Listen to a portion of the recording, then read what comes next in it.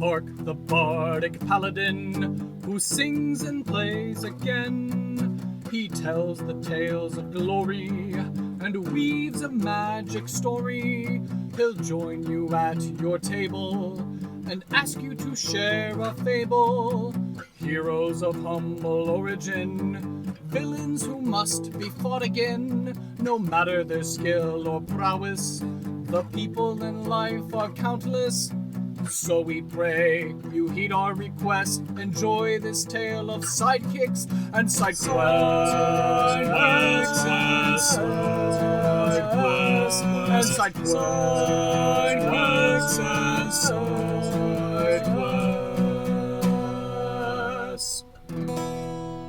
Episode 21, The Schism of Orcdom. Welcome to Sidekicks and Side Quests, the Dungeons & Dragons podcast that helps to put humans back into humanity and breathe life into your campaign NPCs with backstory and bravado. That's right, we're building a world, one character at a time. I am your host, Crenwelge, the Bardic Paladin, and welcome to the Levitating Platter. Hello, and welcome to another in-between week version of Sidekicks and Side Quests. I understand that it's a holiday weekend at the time of this recording, Independence Day in the United States, and when I did the polls this week, I only got one response. So to you, lucky voter, this episode is all for you. We are covering more homebrew lore. We're covering orcs this time around, and I know in recent times again on the internet, the discussion of orcs and the problematic issue of making inherently evil races as seen as code for real life racist ideologies. And so in light of this discussion and in light of this topic, I thought it best to talk to one of my player characters in my home game. She plays a half-orc character. And so I went over what I initially had with her, and she gave me some feedback and pointers, and I reached out to other people as well to get feedback and pointers. And so I think I have put together a more inclusive, comprehensive, and overall more nuanced and exciting pantheon for orcs in my home setting, and I feel proud of it. Certainly, I don't claim to be an expert on any of this stuff. Certainly, I had help from friends in order to help craft this. And I hope that you will enjoy this episode as well. And be sure to let me know in the comments and the feedbacks, and the tweets and emails, etc., of how you think this episode went. I'm not saying that everything I have is going to be set in stone, and certainly I'm open to suggestions if there is a need for me to make improvements or editorial changes regarding my homebrew notes. So without further ado, let's head into the pantheon of orcdom.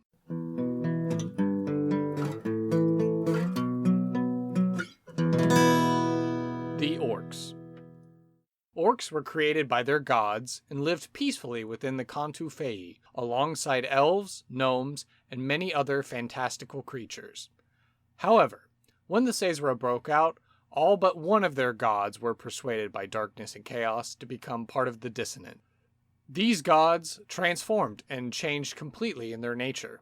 Those orcs who continued to follow their now dissonant makers waged war in Fey against Moneta and her husband Kare, and those loyal soon underwent an exodus from Cantu Fey into the Cantu Vita to continue making war with men, dwarves, elves, and many others. Soon, like survivors of an apocalypse, those orcs chose to forget the old ways, and only knew of making war, reaping violence, and adopting a mentality of survival at any cost. Their gods worked to discredit the lone orc deity who resisted the call of darkness and chaos, who found a new life and a new family to help the orcs remember the lives and the tranquility they once enjoyed. So you could be a secret worshipper of these good deities, or live in an orc community that extols the ancient virtues that have been forgotten and buried by the Dissonant. Of course, with free will, orcs can also be found worshipping any number of other deities. And so that's the overview of orcs, and to give you a quick breakdown, there are 7 orc deities: Curdin, Dura, Borkul, Umag, Yargol, Riona, and Lonk. Curdin, god of mayhem and strength and conquest. He is corrupted, one of the Dissonant. His alignment is chaotic evil, and he resides in Impetus, the seventh circle, the circle of violence. His titles are the Berserker King, the Bloodstained. His symbol is an axe buried into a human skull. He is the husband of Dura, the father of Zugor and Yargol, brother of Borkul, and mate of Umag. Curdin is the father of orcs. Prior to the Caesura, he was regarded as a god of animal husbandry and farming in cooperation with nature. His strength allowed him to tend to the large beasts of burden and tending to the fields. When his wife Dura bore him 2 sons, Zugor and Yargol, he began to train the young gods in the ways of leading their creation. When the Caesura broke out and war spilled across the Contus, Curdin struggled hard against the voices of darkness and chaos. His teenage son Zugor became corrupted first and was a pure force of chaos and insanity. Zugor was the one to wound Surus at the moment of his grief upon learning of Kaya's infidelity. Taking advantage to wound this human god, Zugor was beheaded by Surus easily, and this is the inciting incident that forced the change in Curdin. Yargol begged his father to not give in to hatred and anger at the sins of his brother Zugor. Curdin did not heed the counsel of young Yargol, and he soon boiled with rage and a need to spill blood for Zugor. He left his past behind him with the finality of his choice, and turned from a god of peace into a god of war. He is covered in scars from all of the various battles he has engaged with Kare, Surus, and Amathon, as well as the gore and viscera of many a foe. Curdin believes now that might makes right. Strength means the best loot and the most mates. Continued contests, trials, battles, and feats of strength ensure you keep your stuff and your harem. Worshipped for battle, for raiding and pillaging, and causing mayhem and chaos, this is his domain under orcs of the post-Caesura. While humans and orcs prior to the Caesura were free to procreate based on the ability of the magics of the Fae in harmony, Curdin began encouraging the making of half-orcs with humans, captured and enslaved by orcs to serve the war machine, which inspired ogre worshippers of Curdin to create half-ogres with their captured and enslaved humans. Half-ogres have only existed since the Caesura.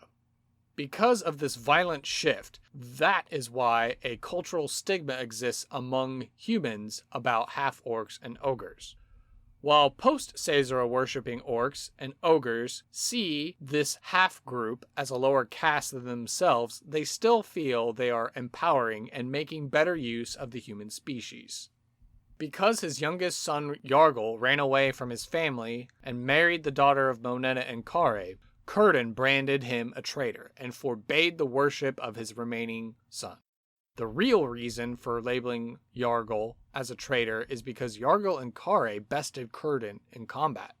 It was one of the last major battles of the Caesura, where Yargol had grown in power and strength. Yargol pleaded with Curdin, his father, to abandon his path and return to the old ways. When Curdin lunged to attack Yargol, Kare stepped in. Yargol thanked the father of his bride, and the two fought against Curdin. A decisive blow that Yargol landed on Curdin formed a scar over Curdin's left side of his neck behind the ear.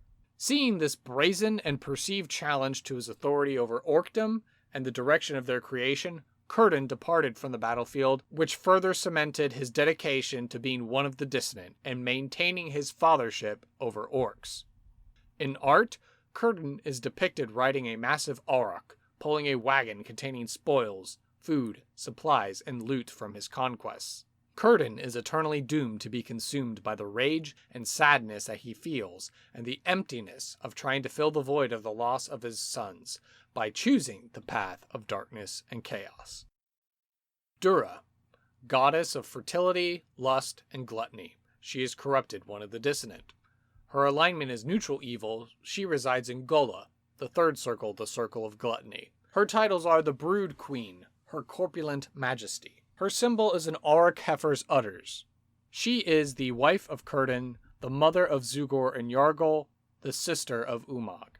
Dura is the mother of the orcs and Ogrillions post-Caesura. Originally, she was a goddess of charity, cooking, and celebration. She bore 2 sons, Zugor and Yargol, who were going to continue in leading their creation. She taught the importance of family, tribe, and working together to uplift everyone. However, when the Caesura occurred, she witnessed the change and death of her son Zugor and the transformation of her husband Curdun from meekness to mayhem. Failing to convince his father, Yargol begged his mother to see reason and resist the temptation of the Black Pit. Darkness and chaos worked to twist her ethos from one of selflessness into one of selfishness.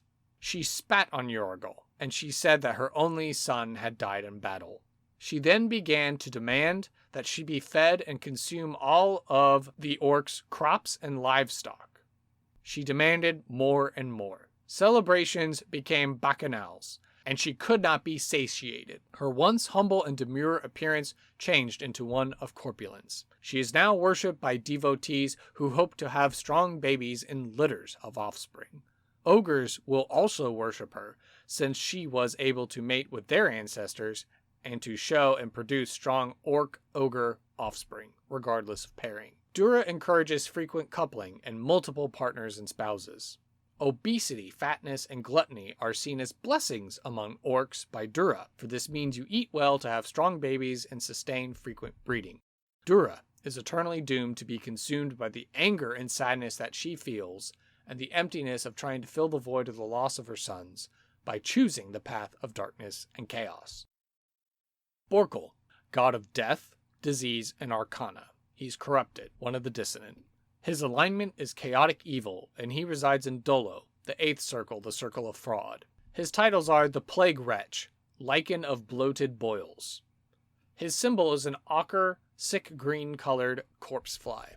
He is the former husband of Umag, the brother of Curdun, uncle of Zugor and Yargol.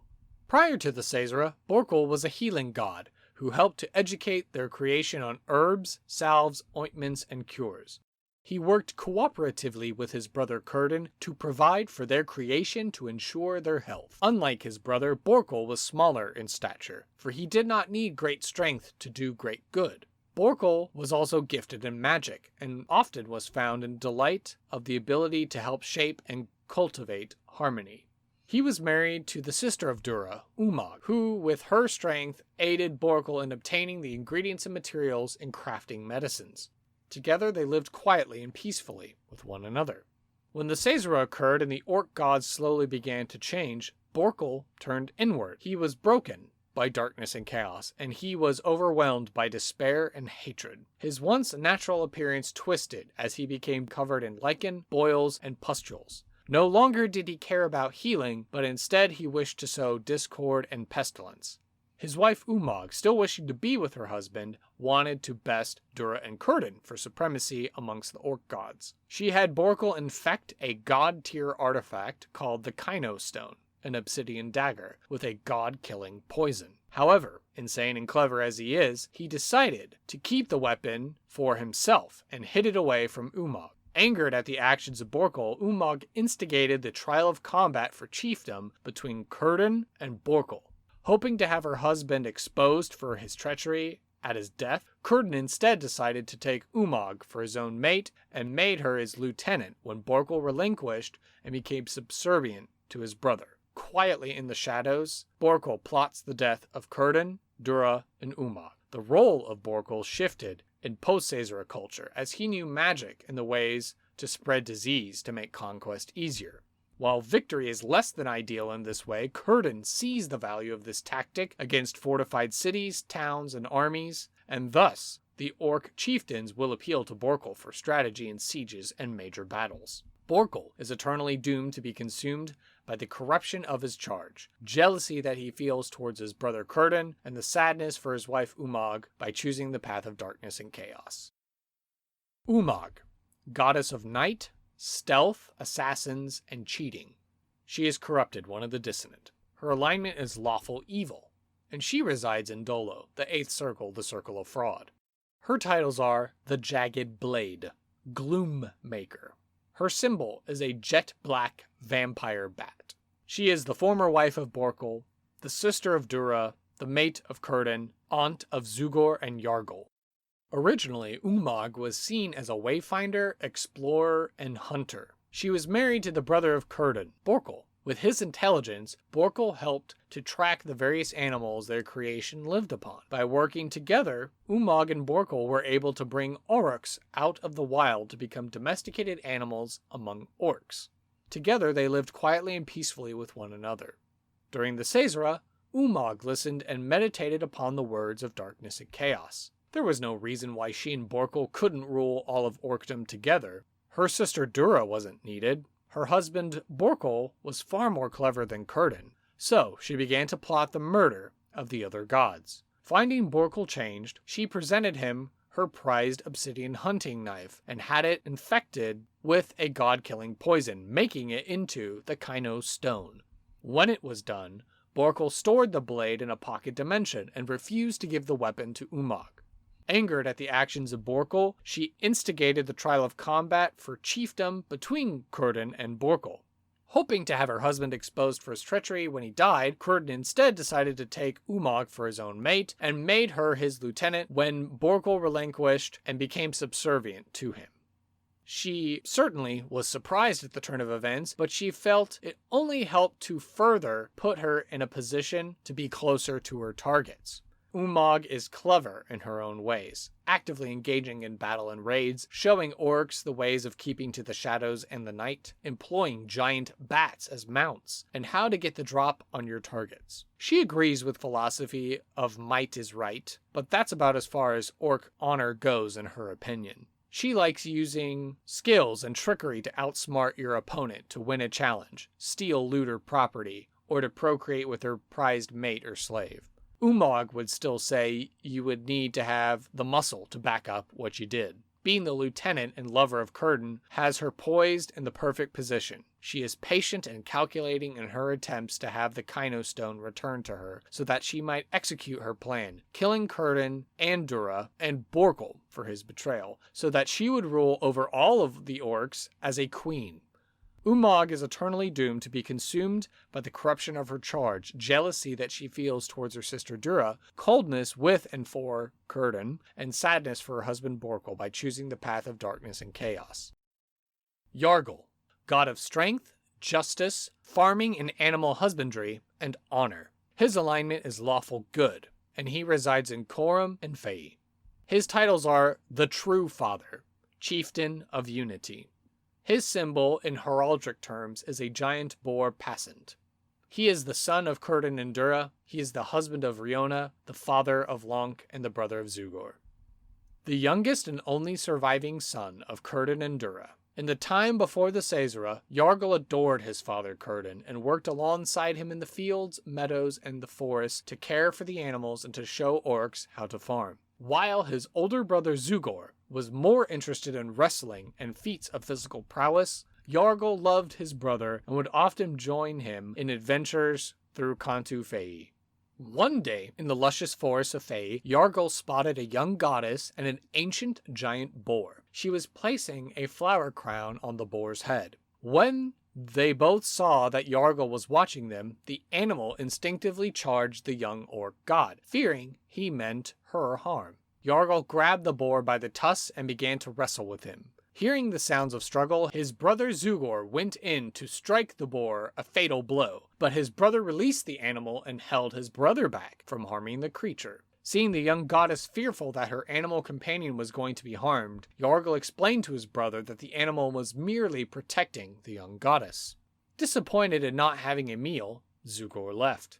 The animal returned to the side of the goddess, and she thanked Yargol, saying that this boar was very dear to her. When the Caesura began, Yargol heard a swarm of whispers trying to influence his heart. Remembering the lessons from his father Curdin, he resisted the allure of darkness and chaos. However, Yargol had to witness the tragic downfall of the remainder of his family, their rejection of Yargol, and the death of his brother. Because he was still young at this time, he fled into the forests of Fei for fear that he would be slaughtered by his own family for refusing to give in to corruption. He spent days alone, crying and begging the Sator to help him. He awoke one morning to find the young goddess and the old boar, giving him a beautiful golden cloak for warmth, and led him into the home of Monena and Kare. Yargol grew up in a home surrounded by love and support, and was able to reconcile the memories of his family with the reality of their choices. While he would never follow Círdan down the same path, Yargol knew that his father taught him the truths of what it meant to be a god of the orcs. So when Yargol had grown to manhood, he proposed to Riona for her hand in marriage, and together they became the new orc family. They would show that orcs did not have to listen to the demands of Círdan, Dura, Borkul, or Umog any longer. Yargol sired a daughter, Lonk. As the challenge to Círdan's authority, Yargol raises up those who stand for true justice and honor against the corruption of his father in orc culture. While both Círdan and Yargol stand for strength, Yargol's philosophy is the might for right approach. At the last of the major battles of the Caesura, Yargol met with his father Círdan and pleaded with him to abandon his path and to return to the old ways, for Yargol still believed that his father could return.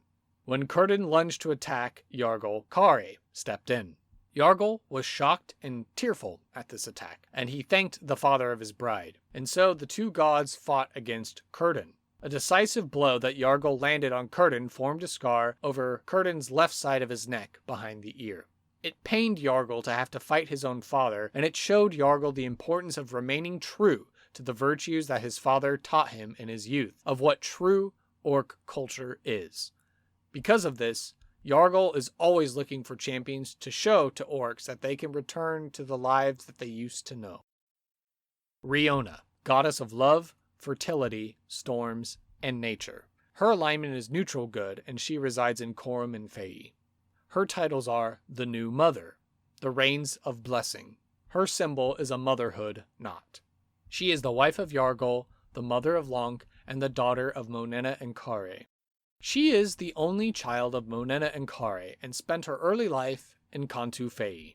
She learned about the power and responsibility of nature from her mother, while she learned about the power of storms and strength from her father. When she was old enough to wander the Cantu Fae on her own, her parents presented her with an animal companion, an ancient giant boar named Monena told her daughter how this boar was once used to try to win the heart of the god Euclio, but it instead brought Euclio closer to Axia, and those two gods fell in love. It filled her mother with great sadness and made her mad at humanity for a long time. However, with time, wisdom, and guidance from the Sator, she found love with Riona's father, Kare. To thank the Sator for helping her to find love, Monena kept as an honored guard for her home in the Cantu Fae. In placing in the care of her daughter Riona, she made her promise to take good care of him, for he might even help Riona to find love one day. And so it went that one day when she was placing a flower crown on the head of her esteemed companion, when she met Yargol. Charged Yargol as Riona begged him to stop. She watched as Yargol defended himself with strength, but no malice. When Zugor emerged to perhaps kill her companion, she was amazed when Yargol released and held his older brother back, and rightly said that was attacking out of instinct to protect Riona. This was the instant that Riona fell in love with Yargol. Riona and remained at their home when the Caesura occurred, and her parents forbid her from traveling into the forest, for fear that she would be captured or killed. One night, she heard the cries of a young boy carried on the winds. Defying her parents, she grabbed her golden cloak and took with her to go find the source of this crying. In the morning, she found Yargol lying shivering and hungry. She placed her cloak on him and he awoke. She led him to her home. Her parents were furious as they saw her returning, but upon seeing the homeless young god with her, they forgave her, and they opened their home and their hearts to young Yargol. As Riona grew, she was as ever beautiful as her mother and as powerful as her father. Yargol asked for her hand in marriage, and she accepted. While she is not the mother of orcs like Dura, she is the fulfillment of motherhood for the orcs. She takes her role as a wife and mother very seriously, and loves those who worship her, no matter if they are an orc or not. She gave birth to a daughter named Lonk. She showers not only orc families with great blessings of love and happy and healthy children, but she also is called upon to water the crops and to offer safe passage upon journeys and ocean voyages. Lunk, goddess of trickery, pranks, invention, luck, and half-orcs. Her alignment is chaotic good, and she resides in Corum and Fae. Her titles are Joybringer and Lady of Clover. Her symbol is a curled-up fox. She is the daughter of Yargol and Riona. Once Yargol and Riona were wed, they had a beautiful daughter, Lunk. She brought together the cultures of nature and orcs. She wears many reds, browns, and greens, as she likes to playfully pull pranks on the great animals of the Fae and some of the other deities, hiding and sneaking around like a fox. She is strong like her father Yargol, but is clever like her mother Riona. She has a brilliant intellect, thanks to the vast wealth of knowledge and experience from her parents and grandparents. Orcs who worship the goddess Lunk view clover and foxes as signs of blessing and good luck. They incorporate clover and fox designs into their furniture, clothing, and art. Orcs who worship Lunk do not hunt foxes for food, but there is a belief that if you catch a fox and offer a prayer to Lunk, the goddess will appear to answer you personally. Orcs are also quick to leave offerings at shrines and temples built to her, which see a decrease in predatory animal activity for these rural and farming orc communities. For half-orcs especially, Lunk is a positive role model to view themselves with dignity and honor, for Lunk is not viewed as a lower caste within orc society. No, she is loved by her parents and held up in equality. Lunk understands the importance of her family and how they can lead orcs into remembering their true nature and culture before the Caesura. She is quick to hear and answer the prayers of orcs and half-orcs who are desperate for help. So there you go. There is the entire pantheon, improved, expanded, made greater thanks to the feedback and help of my player character from my game, as well as my other friends who I shared these notes with before sharing them here on the podcast. I really hope that I did a good job in helping to make the orcs in my world seem more complex, more nuanced. They're not inherently evil. So when this episode premieres, if you go over to my friend Andrew's podcast, Roll for Persuasion, my interview on his show should now be premiering. So I hope that you will enjoy that episode as well, and that you will give my friend Andrew a like and subscribe and a follow on his podcast, Roll for Persuasion. And so I'm hoping that we're going to get an influx of new listeners and community members as well from my interview on that show. Thank you for listening. Have a great week, and stay tuned for more exciting episodes. Thank you for listening to this episode of Sidekicks and Side Quests. Be sure to subscribe to the podcast through Apple Podcast, Google Play, and Overcast, or feel free to save the RSS feed to use the app of your choice. Visit our website, https://sidekicksandsidequests.com for links, write-ups of the NPCs, and to learn more about the podcast. To stay up to date and share your fan creations, you can like and follow the podcast on social media by searching for @SideKQPodcast on Facebook and Twitter. The podcast is also on Reddit, so join our subreddit community at r/SideKQPodcast to share your art, stories, discussions, and commentary. If you'd like to hail the bard, send an email to sidekicksandsidequests, all one word, @gmail.com. I ask that you please leave an honest review on iTunes to help spread the word about the show. Sidekicks and Side Quests is unofficial fan content permitted under the fan content policy, meaning I'm not approved or endorsed by Wizards. Portions of the materials used are property of Wizards of the Coast. Copyright Wizards of the Coast, LLC. Thank you for your support, and I'll see you at the pub next time. Bar to rock on 1, 2, 1, 2, 3, 4.